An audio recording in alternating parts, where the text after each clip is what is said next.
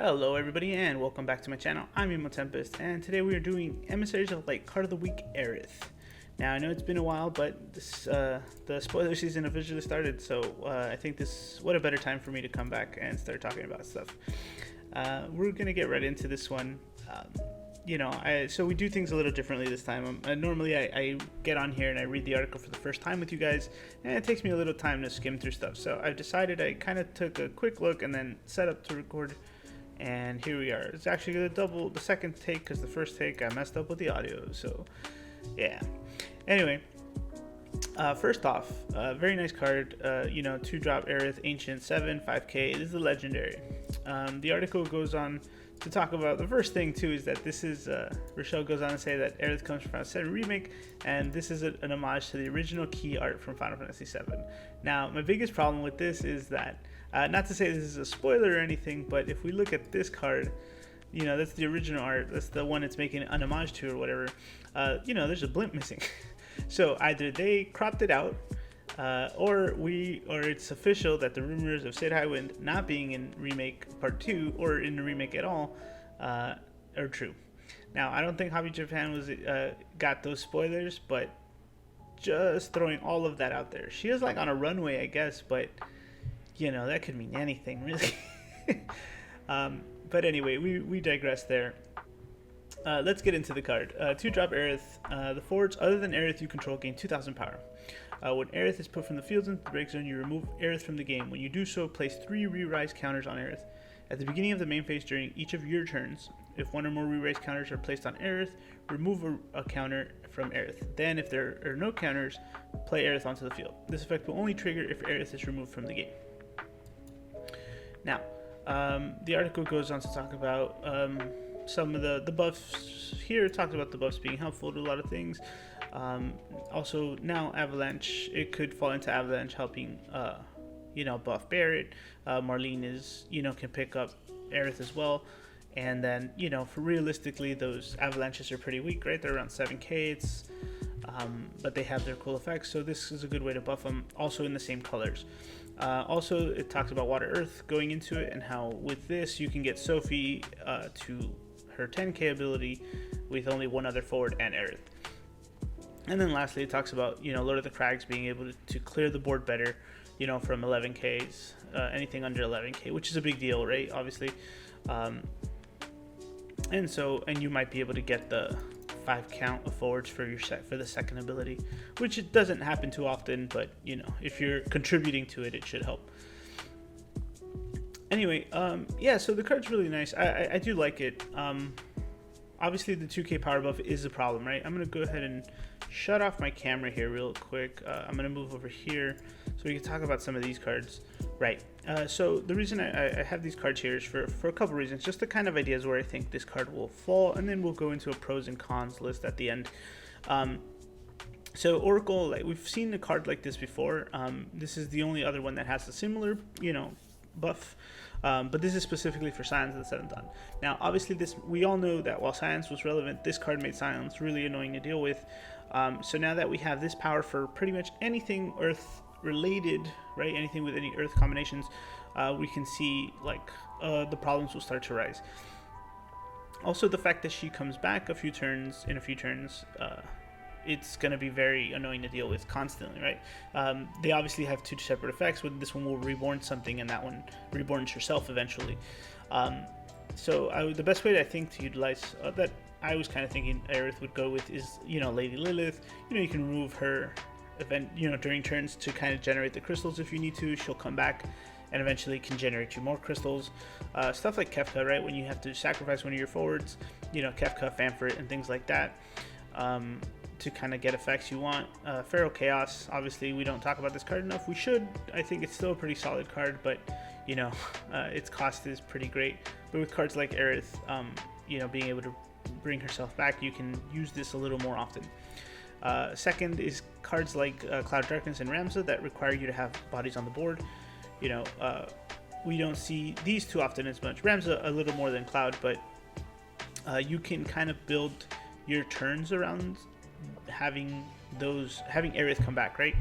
And so if Aerith is the difference between you reducing something by 8k or 10k, to make the difference for the game. That's where you kind of want to play the clouds. And then same thing with Ramza, right? With Aerith, he goes to 9 already, so you'll just need you probably play Lulu or Princess Sarah anyway, and so you'll be able to activate Ramza's ability that turn.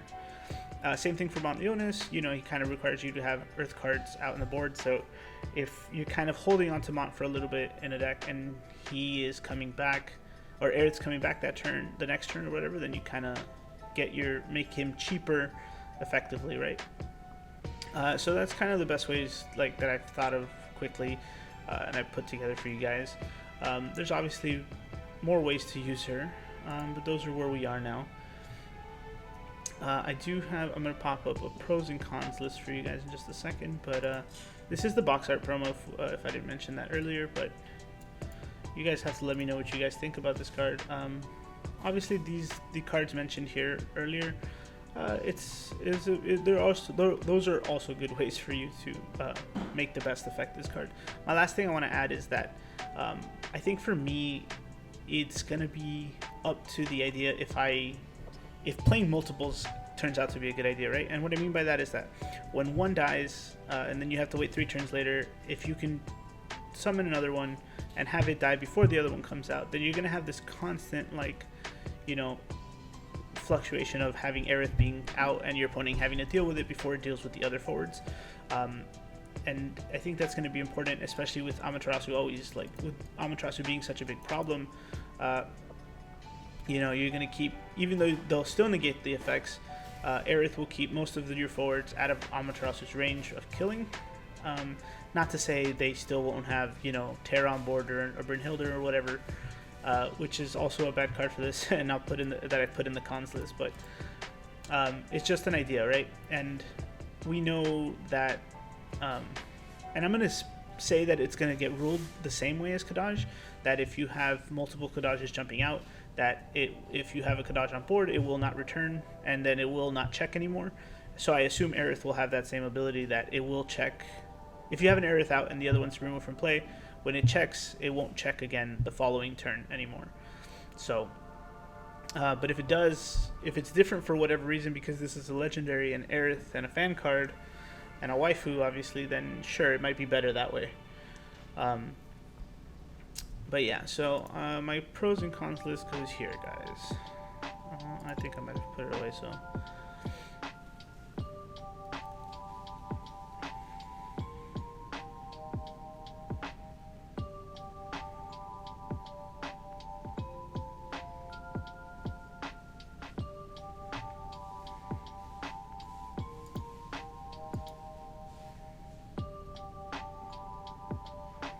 Alright, so pros and cons for the new Aerith. The 2K banner, obviously very pro. The Pod Cloud I thought was a nice, keeps the FF7 stuff for Pod Cloud relatively cheap and in the same color. Kind of helps the balance out in that deck. Obviously we talked about it, Avalanche is a little stronger, Fanfrits are a little more free and probably a little more utilized going forward. The pros might be this is a maybe, right? Playing multiples and how that plays out ahead. I think the planning turns ahead could be, both a pro and a con, because with all the respect to making you decide to make moves on those turns that she comes back, it also requires your opponent to think about that and having them hold cards for the turns that she comes back. And lastly, it's a goal-based target, which I've been seeing an uptick in personally on FFTCG, and I've enjoyed, so I think she's going to fall great into that. Cons, yeah, the remake spoiler we talked about, but that's just a spoof, right? The Brynhilde target makes it really bad too, right? Brynhilde is also a very popular card, and 5k is right in a sweet spot for her, so yeah, she's going to be drawing your opponent a lot of cards. It's not to say she won't be able to get removed without, being a problem. If it is removed from play beforehand, obviously it has to go to the break zone, it doesn't come back. And the con is, some would say this card's not actually practical, right? Because it's too slow to require you to spend a turn and CP to summon it.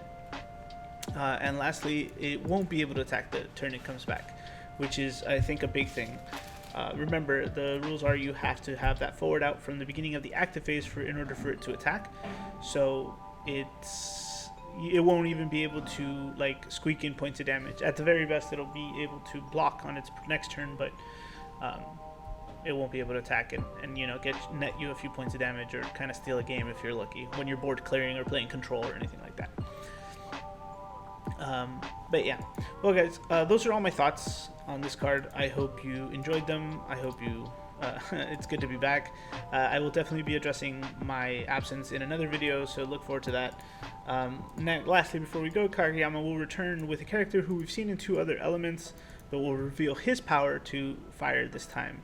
I kind of thought of, I couldn't figure it out who it was. I looked for a few minutes, but I don't know if you guys have figured it out who it's going to be yet.